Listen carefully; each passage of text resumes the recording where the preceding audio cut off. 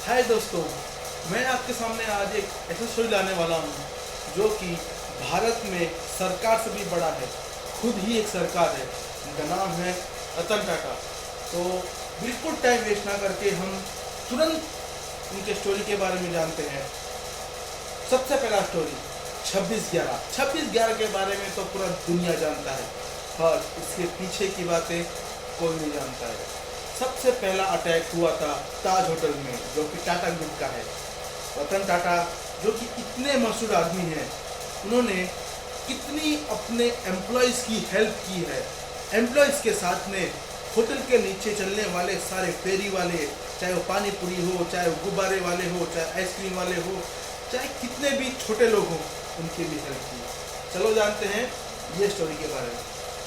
जब 26/11 में रतन टाटा के होटल में अटैक हुआ था, सबसे पहले हेल्प करने वाला आया था रतन टाटा। उन्होंने अपने होटल में मरने वाले सारे स्टाफ के लोगों के घर में गए, उनको 40 से 50 लाख रुपए दिया, depend upon the situation. But उसके साथ में जो चीज़ सबसे बड़ी अहमियत रखती है, जो बंदे लोग उनके होटल में काम नहीं करते थे, उनकी भी उन्होंने हेल्प की। हेल्प कैसे की? फॉर एग्जांपल, वो जो गुब्बारे वाले, पानी पूरी वाले, चाट वाले, पान टपरी वाले, उनको भी बहुत हेल्प किया। उन्होंने जाके उन लोगों को जो लोग मानसिक पीड़ा से गुजर रहे थे, उनकी भी हेल्प की, क्योंकि वो लोग डर गए थे। उन्होंने रतन टाटा ने उनको अपने टाटा ग्रुप में कहीं ना गई, जिसको जहाँ पर नौकरी देनी चाहिए उनको नौकरी भी दी, और प्लस उनके बच्चों की पढ़ाई, शादी, सब में हेल्प की। और जो उनके एम्प्लॉय थे, उनको तो उन्होंने एकदम इतना हेल्प किया कि आप सोच भी नहीं सकते हैं। उन्होंने उनके बच्चों को, उनके परिवारों को ना ही सिर्फ पैसों से मदद की, उनकी आगे की लाइफ के बारे में, उनके लाइफ में कैसे वो सक्सेसफुल हों, कैसे हों बिना पेरेंट्स के, उसकी भी ध्यान रखा। और सबसे बड़ी बात, एक इंसान था जो कि सिर्फ उसको 2 दिन हुआ था होटल में काम करके, उसको भी रतन टाटा सर ने हेल्प किया। उनके परिवारों को स्वयं जाके, उनके फैमिली में जाके उनसे बातचीत की, उनके परेशानी समझी, और फिर जाके उनकी मदद की। ये समझ में आता है कि रतन टाटा सर खुद में एक सरकार है। जो लोगों की मदद करने में सरकार को 12 साल लगे या 10 साल लगे, वो रतन टाटा सर ने सिर्फ 20 दिन में, सही बोल रहा हूँ, सिर्फ 20 दिन में हेल्प किया।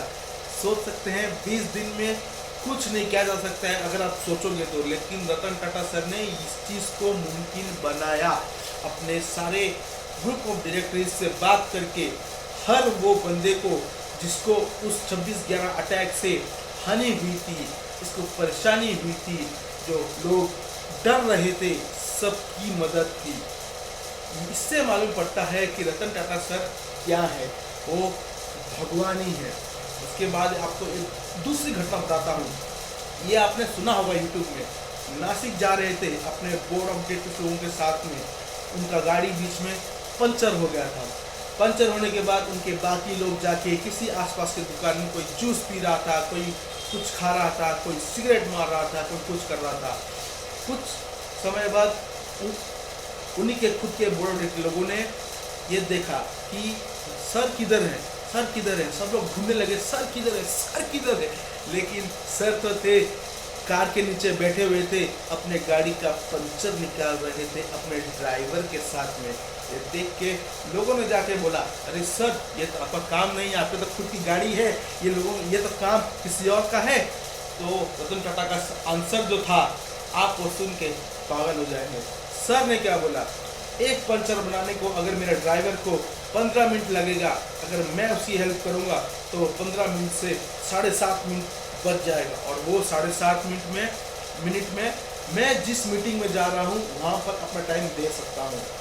आप सोच सकते हैं ये विचारधारा इतना आसान है नहीं, लेकिन करना भी इतना आसान नहीं। इस तरीके के इंसान थे रतन टाटा सर। अपने एक्स एम्प्लॉय के घर जाके उनको सरप्राइज देते हैं, उनके घर में साथ में जाके उनके साथ में नीचे बैठ के ज़मीन में बैठ कर खाना खाते हैं। तो आप सोचिए, जो कि जिसका नाम पूरे दुनिया में बेशुमार नाम में है, वो इतना पैसा कमाते हैं कि वो चाहेंगे तो एक सोने के जहाज में, सोने की सीट में बैठ सकते हैं, पर नहीं, वो सिर्फ और सिर्फ अपने देश के बारे में सोचते हैं और अपने लोगों के बारे में सोचते हैं। तीसरा किस्सा का बताता हूँ। 26/11 के बाद में जो होटल को हानि हुआ था, उसको ठीक करने के लिए रतन टाटा सर ने एक टेंडर निकाला था। वो टेंडर में पूरे वर्ल्ड से लोगों ने वो टेंडर भरा था। उसमें 2 लोग थे पाकिस्तानी। ये स्टोरी भी आपने पक्का सुनी होगी, लेकिन फिर से बताता हूँ आपको। वो 2 पाकिस्तानी, उन्होंने टेंडर भरा था, रतन टाटा सर ने उनको रिस्पॉन्स नहीं दिया था। वो दोनों पाकिस्तानी इंडिया आ गए थे। इंडिया आने के बाद उन्होंने बिना अपॉइंटमेंट के रतन टाटा से मिलने की कोशिश की। उनके ऑफिस पहुंच गए थे। ऑफिस पहुंचने के बाद उन्होंने उनके सेक्रेटरी को बोला कि हमको रतन टाटा सर को मिलना है। रतन टाटा सर ने बोला है कि उनको बिठाइए, मैं मिलूंगा। लेकिन कुछ टाइम बाद, क्योंकि उन्होंने अपॉइंटमेंट नहीं लिया था और रतन टाटा सर ने किसी और को अपॉइंटमेंट दिया था उसी समय में, तो उन्होंने उनसे नहीं मिले और क्या बोले, उनको बोलिए जाने को। तो उन दोनों लोगों ने क्या किया, हमारे ही भारत में एक मंत्री था जो उस टाइम पे कैबिनेट मिनिस्टर था, उनके पास में गए, उनको बोला कि आप सर को फ़ोन कीजिए और हमारी हेल्प कीजिए। तो मंत्री ने रतन टाटा सर को फ़ोन भी किया।